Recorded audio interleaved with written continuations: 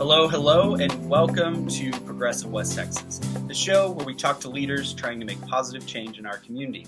I am your host, Cannon Roberts, also known as West Texas Progressive on TikTok and Instagram.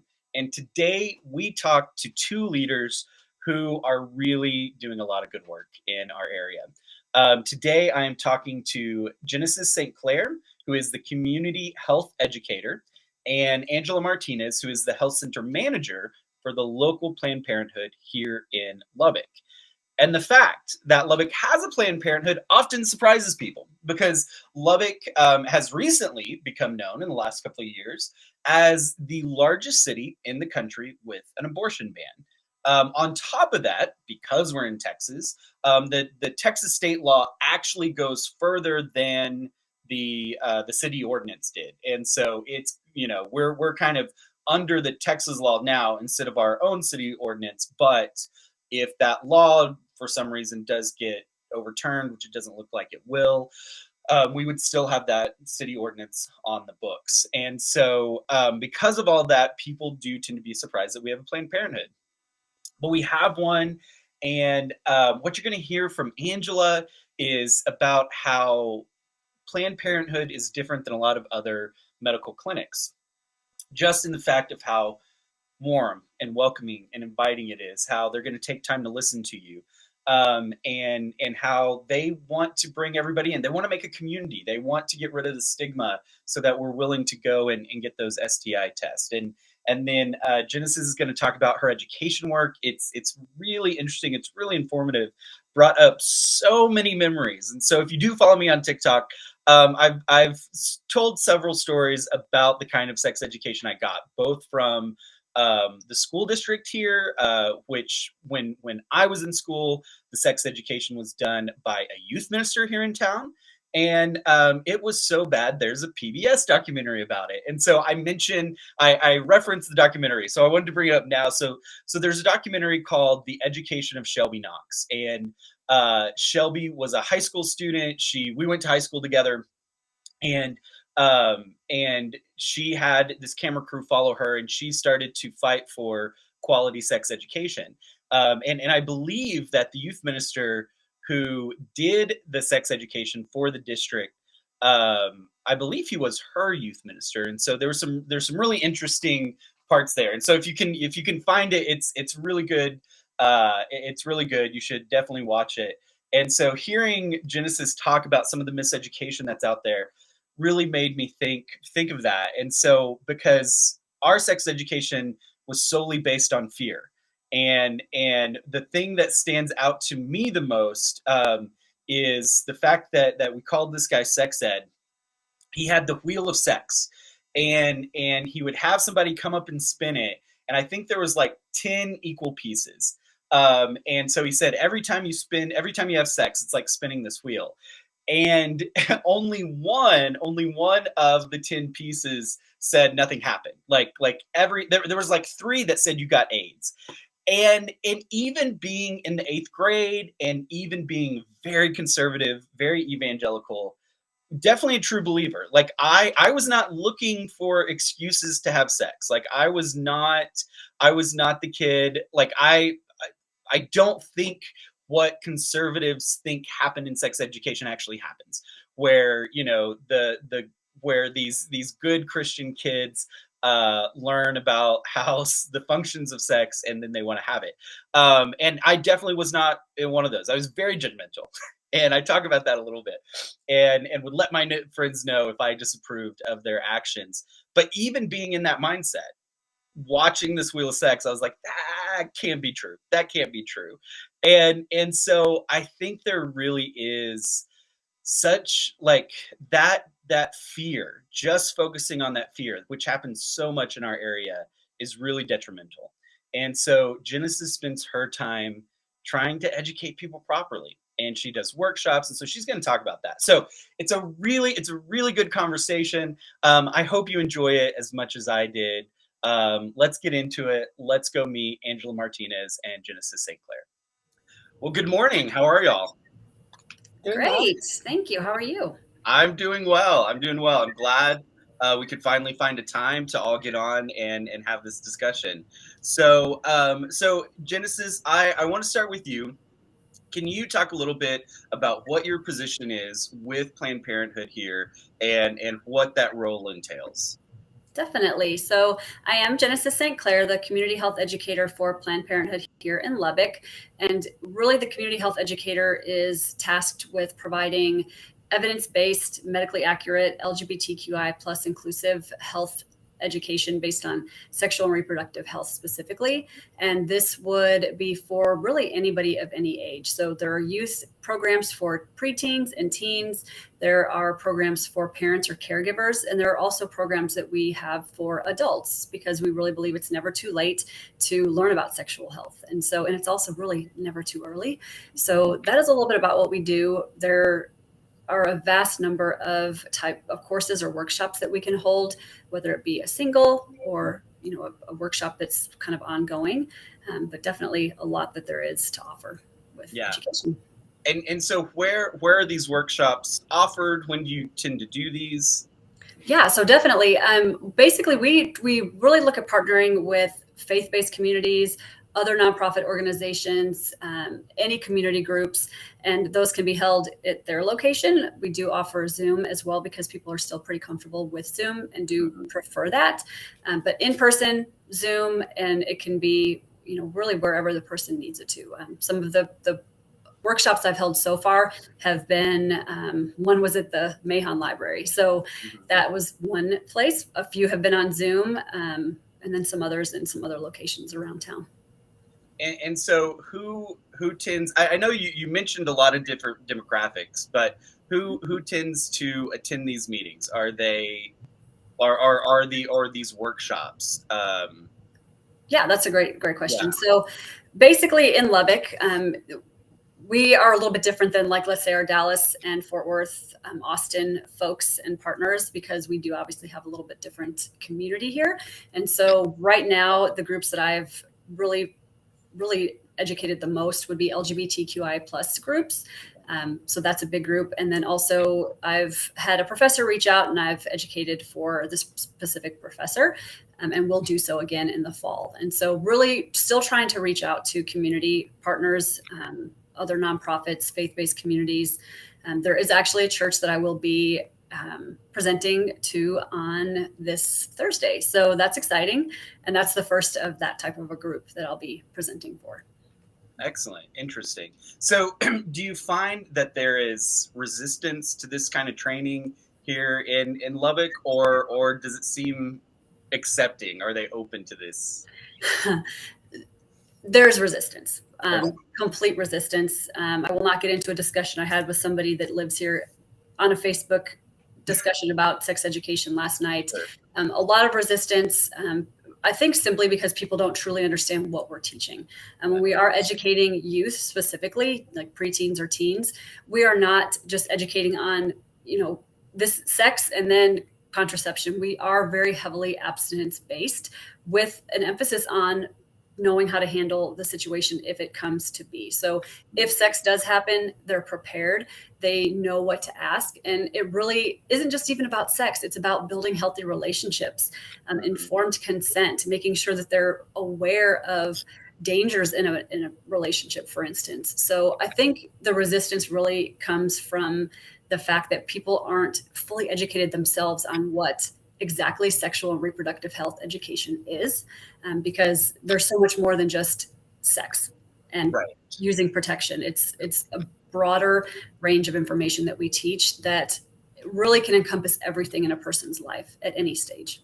Yeah. Well, and I think that consent is really important. And so one of the things that I was going to mention is Genesis and I, we connected because you reached out to me after my TikTok about syphilis just wouldn't die and kept getting traction. And so for everyone who's not in the area who might be watching this, Lubbock is maybe still having, I've not checked on this in a while, a 300% increase in syphilis. And so I made a TikTok about this. It got very popular. I don't know that it actually helped stop any of the spread or anything like that.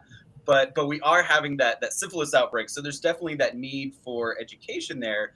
But when it comes to consent, I've also talked a little bit about that on my TikTok, because when I think a lot of times, because we live in a heteronormative society, when we think of consent, we think of you know straight couples and getting consent from the woman, but it's much more complicated like than that. And I've made TikToks about how when I was in undergrad, the girl that I dated would, like, if I did not want to do anything, didn't want to mess around. We were in that very typical early Christian stage of like having weird boundaries that moved around, but we were like, still haven't had sex, so we're okay. But even in that scenario, what I now realize is that I was not allowed to withdraw my consent, and that she could do it at any moment. But if I did it, that meant I was no longer attracted to her. I wasn't a man. Maybe I was gay. And so, can you talk a little bit about how, in those, like, that is not the black and white, nature that most people think it is. And so, why is it important to really teach and teach kind of that broader spectrum of consent?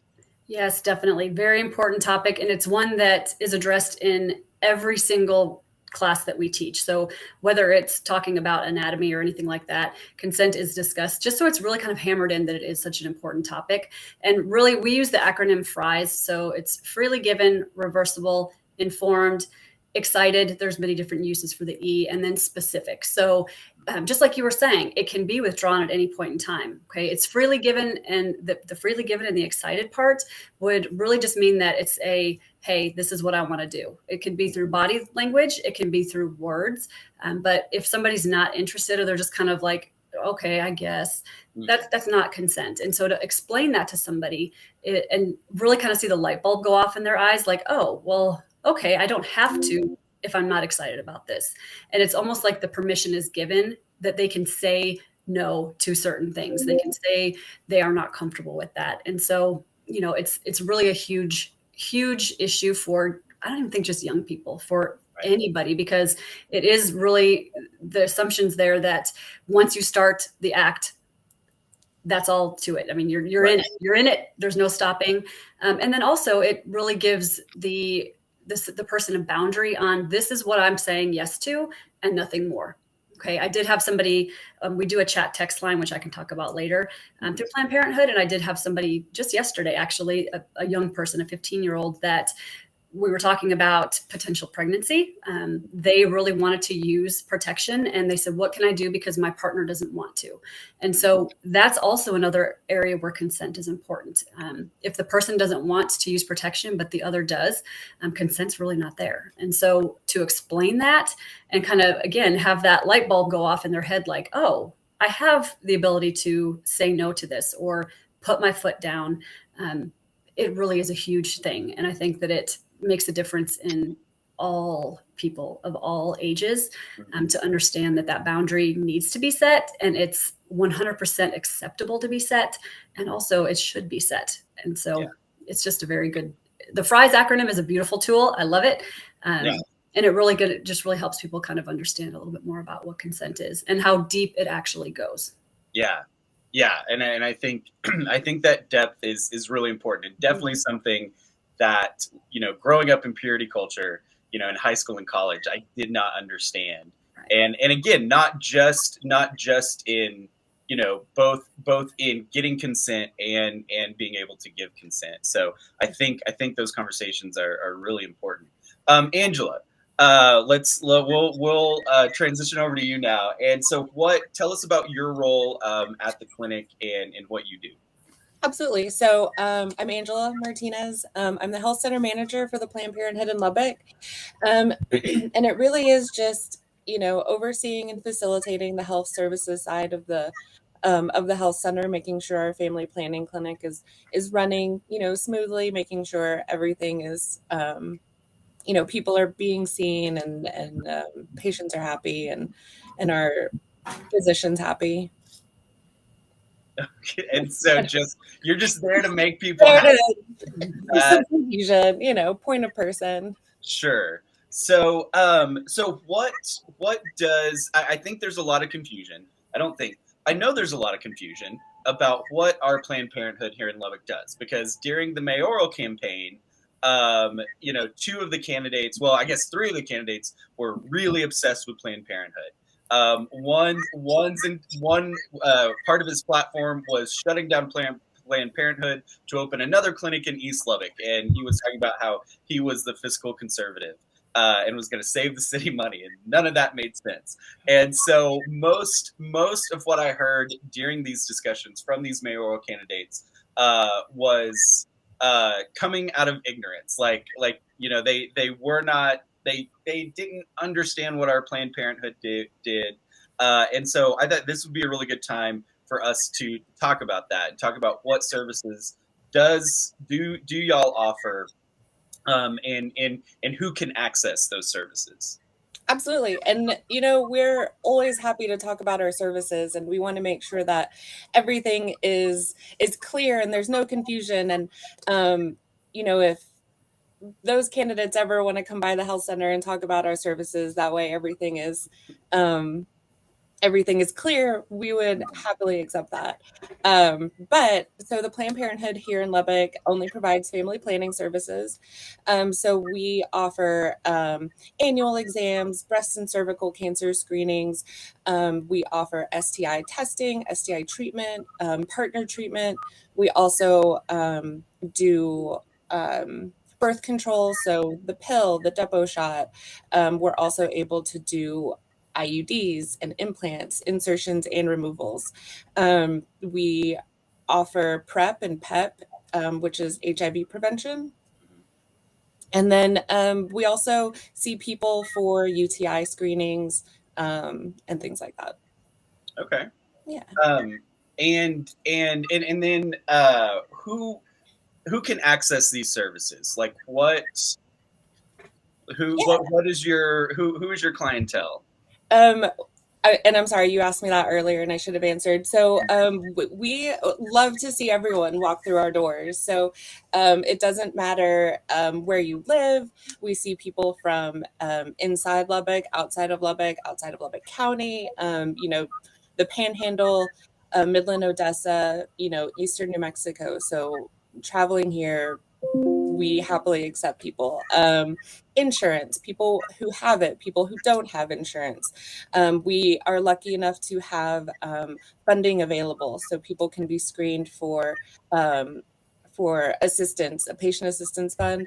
It's based on a sliding scale, so depending on monthly income and family size, we don't need any sort of proof of income. So it's all just verbally stated, just your monthly income. So come and see us. It doesn't matter who you love. It doesn't matter immigration status. Anyone can come and see us. Yeah. Please come see us. Well, and the area that you just named is a massive area. Like getting people from Eastern New Mexico. I mean, so why like is it normal for, maybe normal is not the right term, but is it common, like why is our clinic serving such a large area? Is that even an answerable question? Well, I mean, how much time you got, Cannon? I mean, we got time. Go for it. I mean, I think that there are health centers and places that still provide the same services we do. However, I think is there ever enough? I mean, when people in our area, it's, you know, rural. We have people who are uninsured, underinsured, who will come in and say that it'll take months to get into other clinics. And with us, we have same day, next day appointments. Talking about the services, like going back to the services you offer, Genesis, you mentioned that text chat, and so I wanted to ask you a little bit about that. Like, is that like is that considered a service, and who tends to use that? Yes. So fabulous question. The chat text line is incredible. So it is led by educators. It's an educator-based service, and it's not a 24/7. It is open 24 hours a week. I can get you the specifics and the number and how people would access that, so you can share that with everybody that may be listening. And so basically, it's a non-judgmental way for people and confidential way for people to come in and ask any sexual or reproductive health care question they may have in a setting where they're not going to feel that they need to be embarrassed or that they're feeling shame or judged based on anything that they're asking. It's a fabulous service. And I will say, when we chat, I chat a certain number of hours per week. So 2 days a week for a number of hours. And it's always eye-opening to see what people don't know. Okay. I think that's probably some of the saddest that's the saddest part of chat text is when you have not just a 15-year-old that is having these questions that seems legitimate, right? Because they're 15, maybe they haven't gotten the sex education they need. In Texas, they're not likely to have anyway, but also adults, people that are like 30 or 40 that are chatting in that never received this information. And so they're very confused. So things that seem simple to most about some of the questions aren't. They just aren't. But it's a fabulous way for people to access the information they need. We're able to give referrals to health centers and all the different referrals that we may need.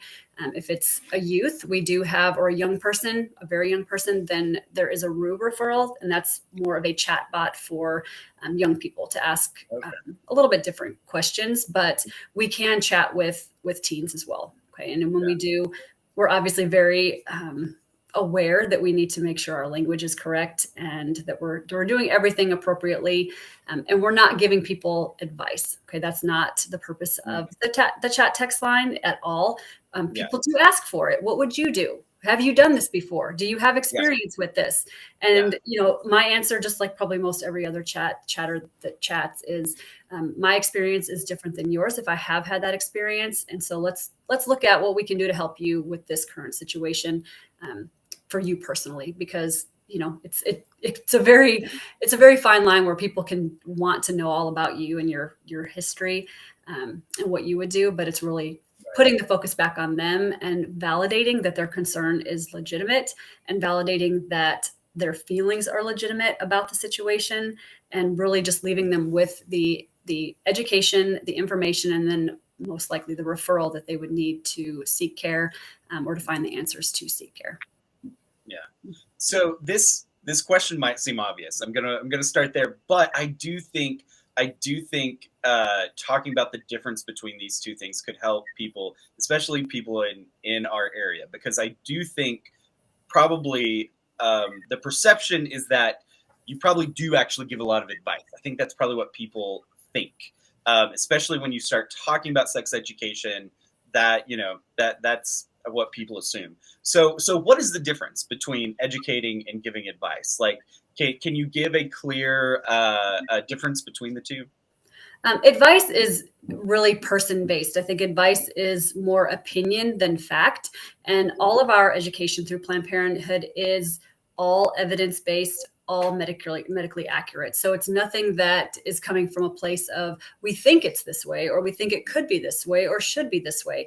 It's medically accurate information that's been well documented, well researched by not just Planned Parenthood, many other organizations. There's a lot of things that go into place when it comes to the education workshops.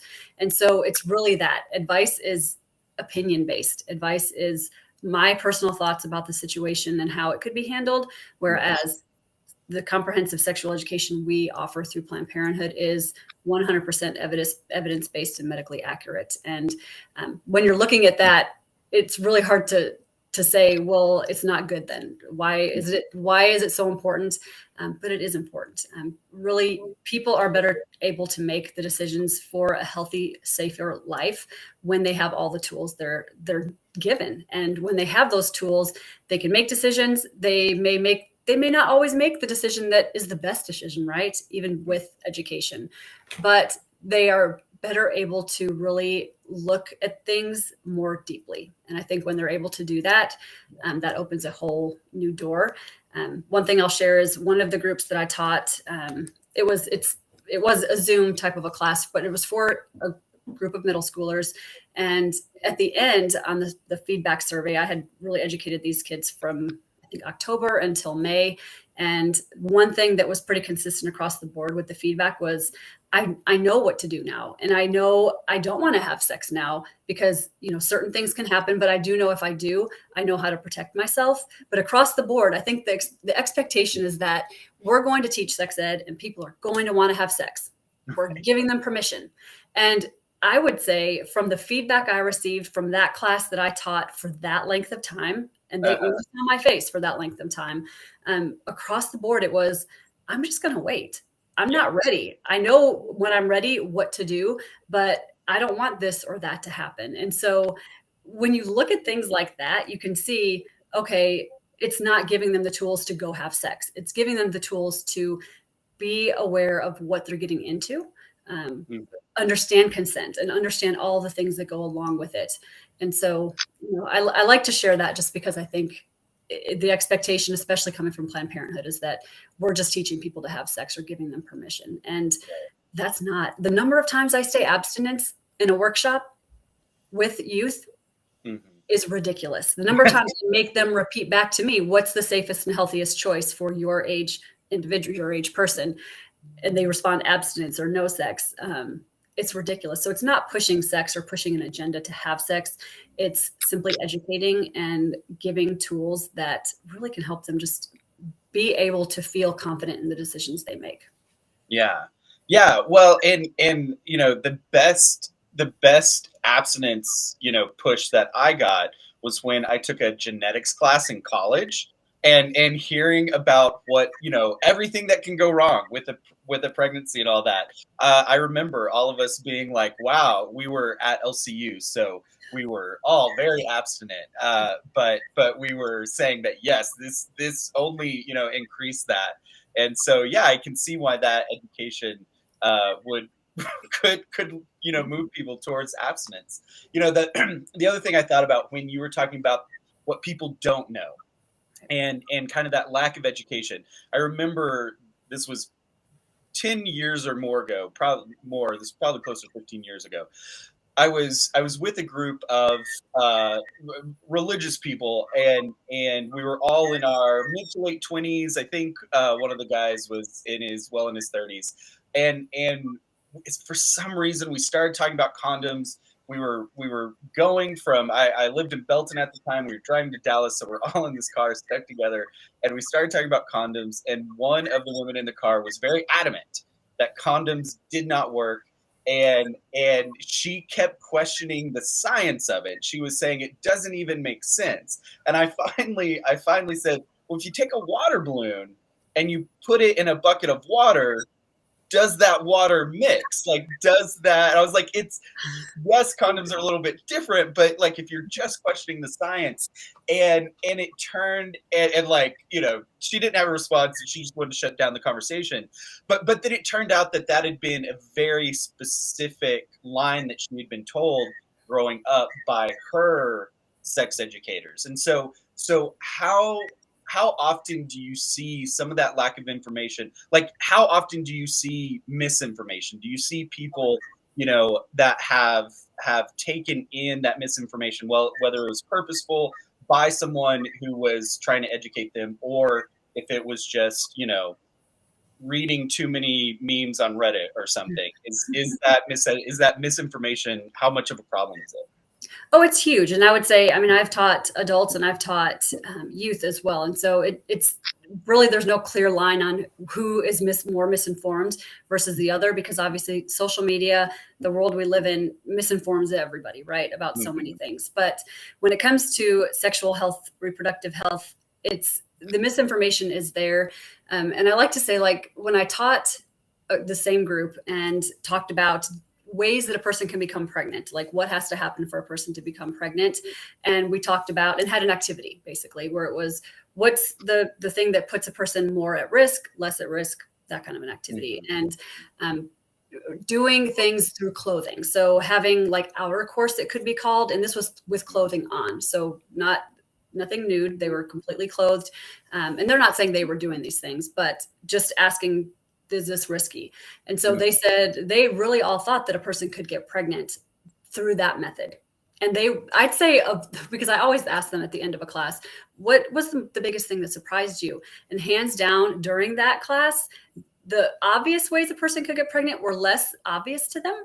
And the things that, like getting pregnant through clothing, were more obvious to them. Like only because they had been basically told any kind of activity that seems sexual or deviant, some would say, or what they've been taught to be deviant, could lead to pregnancy. And so the way a person could actually get pregnant didn't really register to them. It seemed less likely because they had been told so much more about, okay, well, I could get pregnant through having any kind of contact, even through clothing, if it's remotely sexual. And so I would say that was a big eye opener for me when they all across the board were like, I was surprised at this and this. But the misinformation is definitely there. And I think just for adults as well, I think the confusion is there. I know for my own children who went to school here in Lubbock and are both adults, they were misinformed about a number of things. One had sex ed and health class. We're not going to go over that experience and the things that were, unless you really want to know. The other didn't have any kind of sex ed because this daughter did not take any kind of health class, which is not required in Texas. And basically, the one that was able to have sex ed would have been better off without it, based on what was taught in this class. And I won't get into the specifics unless you would like me to, but the misinformation was massive and it was harmful. It was 100% harmful to so many people. And I know for my daughter that did take that class, it left her with a lot of confusion, a lot of anger as well. Okay. And anger that she brought into her adult life. And when she was finally able to get the questions, we did talk about sex in our house. So that's not something that wasn't there. But when you're being told one thing and then your school educator is telling you another, it's hard to really separate the difference here. So I feel like the misinformation is there. Yeah. It's really just from people that want to keep, and I think it's for the right intentions, Cannon. I really do. I feel like the parents think they're doing the best they can to make good decisions in parenting when it comes to these discussions, but it's actually creating a lot of harm by miscommunicating and giving false information. Yeah. Well, and I know, growing up here in Lubbock as well, my sex education, now in my family was the same, that we talked about sex. It was very clinical, because we were very conservative, evangelical. And so it was very clinical, but understanding kind of the nature of it. But then in middle school had, the youth minister come and talk to us who has the documentary and all that. And what stood out to me was the fear, because he was so focused on fear that even as 8th graders, I think most of us rejected it. And even like I was a true believer. Like I was dedicated to my conservative roots. Like I was not one like trying to find excuses to go have sex. At that time, I was the person that I was like, yeah, if I ever have sex before I'm married, I'm a bad person. And even like very much being convicted of that, I was still like, I think this guy's lying to us. And I had no reason to want that, because I was very evangelical towards my friends. I don't know how they dealt with me, and so it was, and if my friends would, tell me about what they were experiencing, I was very harsh with them and didn't want to hear it. And but even being like that, I was still like, oh, this guy's just lying to us. Like, it's not. And so what are some, and so I guess what I'm going to ask is, if you don't mind going into it a little bit about what is some of that misinformation that seems to be common that you are seeing. Like, what was she given in her class? What are a few, whether they're myths or they're just typical misinformation that are given in these classes? I know for this, the older daughter specifically, the one that did take took health class and received horrible sex education. At one point, they were told that once a person has their period, that at any point they could become pregnant. Okay, they didn't state they could become pregnant from sex. Right. That was not the statement. The statement was once a person has their period, a person with a uterus has their period, at any point in time they could become pregnant. So there was a lot of thoughts of spontaneous pregnancy, okay, because there was no explanation of anatomy or anything like that was given. It was just when you get your period, sex could or pregnancy could happen, irregardless of sex. So when it comes to other misinformation, it was certain body parts are not real. Like the clitoris isn't real. That's one thing that was told in this health class, and 100% the clitoris is real, and to take away anatomy of a person with a uterus or person with a vagina is not acceptable. It's 100% not acceptable because it is a part of the person's body that has a uterus, and so to make it feel like it's a shameful body part is huge, and that was definitely one thing. Other things related to the LGBTQIA plus community and things that were said, and I'm definitely not going to share those because they're just hateful things that don't need to be shared right now. But it was in reference to that community, and it was very harmful. It was very harmful for folks that were that age that were maybe questioning or that knew who they were at that point in time to be told some of these things. And so I think some of the misinformation there just came from. I'm not sure where they got their information. I think the health class, it was usually a coach. I think that's who taught this class specifically, who had absolutely no background in sexual reproductive health education. And so with that, I think they just were not informed growing up, and they received poor information, and they were just passing on poor information. But that is not an excuse to label it as sex education. Because people need to know what they're talking about. And I will say with Planned Parenthood, we are thoroughly trained as educators. They're not just like, oh, you think you can talk about sex? Okay, great. Let's just throw some presentations together. We are thoroughly trained. We have frequent trainings and frequent meetings, and we're expected to know the most up-to-date information and follow that and follow it to a T without fault to make sure that people are getting the accurate information without any kind of filter on there that's going to make them feel shame or embarrassed about their bodies or the thoughts they might have about their bodies. No, I think that is really, really powerful. And so Angela, I had the opportunity to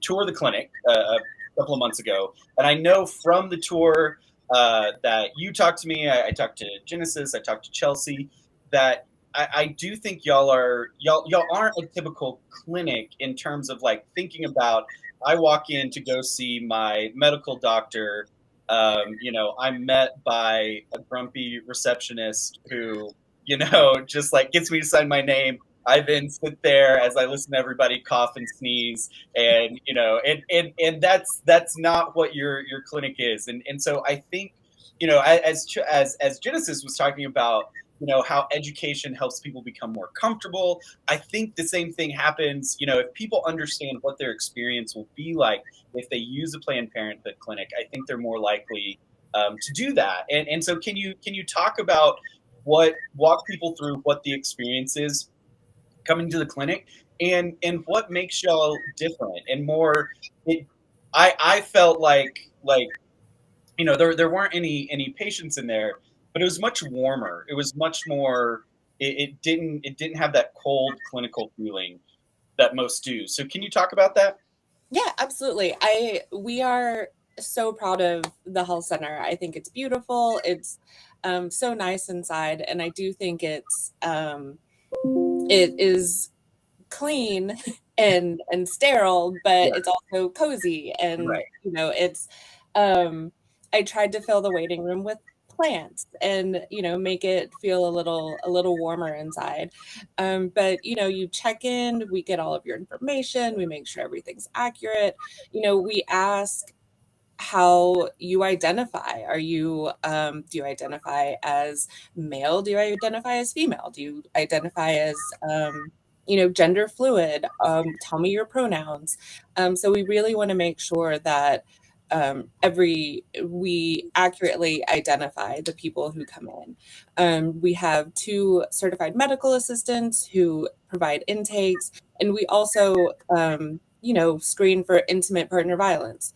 So along the same lines of really wanting to make sure everything is consensual, just like Genesis was saying. We have a PA who works here, and she, much like Genesis was saying, is also an educator and really having to talk about your anatomy. What is your anatomy? How she, I know, has opened a person's phone and said, hey, look at yourself and let's talk about kind of everything that's going on with your body and make sure that you can see it accurately. I think specifically with minors, she really wants to make sure that the minor is the person making the decision, and it isn't parents who are coming in and forcing their child to get on birth control, or parents who are assuming that their kids are sexually active, and wanting them to get an IUD and nothing else. And our PA really wants our patients or our minors to know that they're able to call the shots here, and they're able to, if they are sexually active, then let's talk about everything, like STIs. Let's talk about pregnancy. Let's talk about emergency contraception and making sure you're protected. And if they're not sexually active, then let's talk about birth control. Birth control's other benefits of maybe clearing up your skin, maybe regulating your periods, things like that. And so I think it isn't moving through the health center and getting in and out as quickly as possible. It's really having a conversation and making sure that you feel comfortable. We establish that relationship so that you do feel comfortable in asking questions that you may not ask anywhere else. And you're not Googling these answers and finding them in some, alternate websites that aren't Planned Parenthood or Right. PlannedParenthood.org.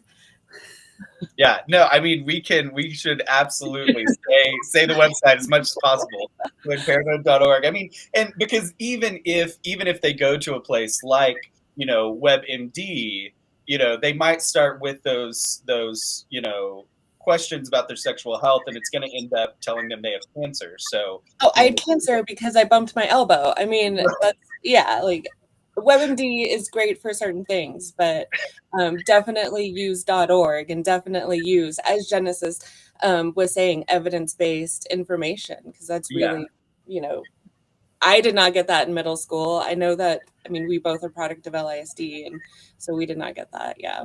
Right. Yeah, and I mean, I do, like, I have friends that told stories because of that. Once you hit puberty, you can get pregnant. Friends that, like, whenever they would, like, eat too much, they would get bloated. They would be convinced that they were pregnant. They were just like, did I hold a boy's hand? And so yeah, that happens. So Angela, you mentioned birth control. I want to talk about that a little bit because there are states that are now moving to limit and restrict birth control. And it seems like a big part of that movement is a massive understanding of everything that birth control can do. And so you mentioned quickly, using birth control not for birth control. It can help moderate other things. And so can you talk a little bit about the importance of having birth control available beyond just it stopping pregnancies, but what other benefits it has, and that benefits make it sound like a vitamin, but how it can help with in other areas of sexual health. Yeah, absolutely. People think birth control is just that, just preventing pregnancy, and there are so many different options, and they do prevent pregnancy. But it's women's bodies are so different and they're so complicated. And, if you want something to help manage your period, or help manage, people who have PCOS, or people who have acne, or are just wanting to regulate hormones. I mean, there are so many other benefits than only preventing pregnancy, and being able to have that bodily autonomy, or having that decision for yourself is so important. I may or may not be sexually active, but there are so many other benefits that I want to use, or I want to prevent or help me with this birth control. Yeah. And those hormones. Yeah. And again, I'm just revealing all of my judgmentalness, when I was younger. But I remember in college, one of my friends, we worked together at one of the elementaries here, and she said something about her birth control, and I was like, excuse me, because we both went to LCU, and she was not having it, and so but I think she had started it at a very early age, like 14 or 15, and so she was used to kind of having that judgment, so she was ready for me and let me know that, like, my response was not okay. And I really, maybe not. I don't remember getting mad. I remember being like, "Oh, I didn't know that. I appreciate you telling me. I shouldn't have been an ass in my first response." But I think getting rid of that stigma, is so important. So I mean, everything we've talked about kind of has gotten at the edges of this question, but I wanted to ask more directly to both of y'all. Why is it important that Lubbock has a Planned Parenthood? Like, why is it important that communities have clinics like a Planned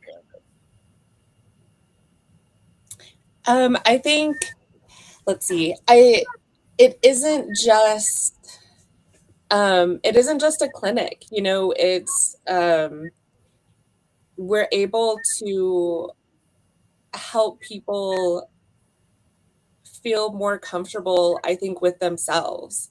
And I think it isn't just coming to Planned Parenthood and coming to the health center. We are out at rallies, we're out at tabling, we're registering voters, we're passing out swag, we're really out in the community creating partners, but also normalizing people in the community who are often missed or gaps. So people in the LGBTQ community, trans people, people who may not otherwise be seen here, people who don't have insurance, and maybe haven't had a cervical cancer screening in 10 years. I mean, we really want to make sure that everyone, that no one's getting missed. I think so.